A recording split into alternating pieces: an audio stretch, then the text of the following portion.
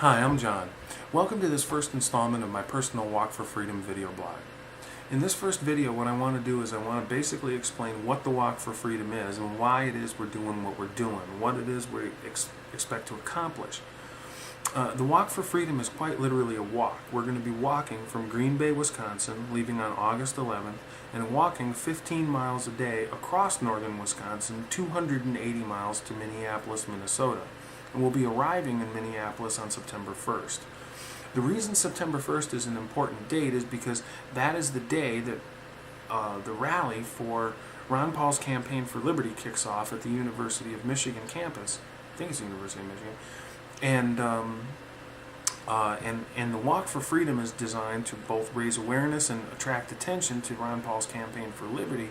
But in the bigger picture, what we're really trying to do is it's a grassroots effort to make contact with another segment of the American people and kind of shake them awake and say, hey, look, you know, this is our country.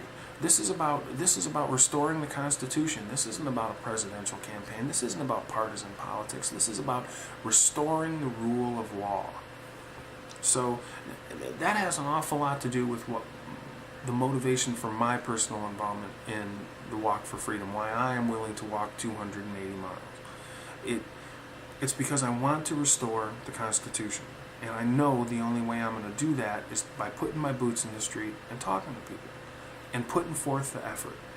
If it means walking 280 miles, then I walk 280 miles. If it means I walk 280 miles and then work for 10 years past then that's what it means. In any event, it's easier than dying on a battlefield or doing God only knows what any number of people have done fighting for the cause of freedom in the name of America over the years. Walking 280 miles is easy. So that's why I'm doing what I'm doing. On a closing note, I'm reminded this past weekend was the 4th of July weekend, and I want to pass this one little nugget along with you. Thomas Jefferson wrote, he said, "We hold these truths to be self-evident, that all men are created equal, that they are endowed by their Creator with certain inalienable rights, the rights to life, liberty, and the pursuit of happiness." Now, when he said that we hold these truths to be self-evident.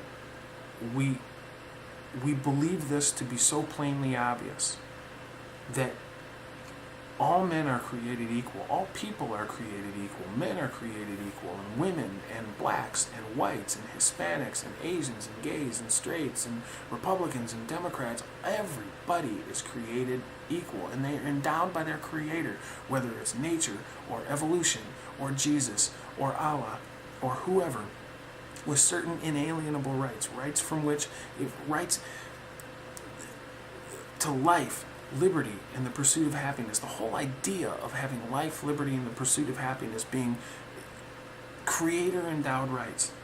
Most people don't understand why that says what it says. And that's really why I'm going on this walk, because I want to explain it to people. Because I want to re-raise the mindset, contribute to helping re-raise the mindset of the American people. There was a time in American history, a long period in American history, when virtually every American understood that and knew exactly what it meant. That the ability and the right to own property didn't belong just to kings, it belonged to everybody. It was groundbreaking thinking. That you own property, you own your body, and therefore you have a right to life and liberty. You own your mind, therefore you have the right to pursue happiness. You own your mind, therefore you have the right to believe what you choose. You own your body, you own property, therefore you have a right to bear arms to protect your property. That got lost somewhere along the way. And ultimately, that's how come I'm walking, is because I found it, and I want to help other people to find it too, because it's empowering. It's uplifting. You go from being another working class slob to an individual with rights. and a life that potentially has significance and meaning and value. I want to share that. So, I'm walking from Green Bay, Wisconsin to Minneapolis, Minnesota. In the heat, in the cold, in the rain, in the sun, whatever brings, whatever comes. Because I'm hoping and I'm dreaming that there will come a day in my lifetime when I will see it. America be free again. So follow the blog as we go along. Before we start walking, you're going to hear a lot from me sitting here talking about what Thomas Jefferson meant by what he said or whatever. And then once the walk starts, you'll see all kinds of interesting things. I'll basically be documenting both my thoughts and my experiences as I go through this walk. I encourage you to visit the following websites. Go to walkforfreedom.org or campaignforliberty.com and educate yourself. More than anything, I encourage you to Google the U.S. Constitution, download it, and read it. Please. We'll talk to you soon. Thanks for watching.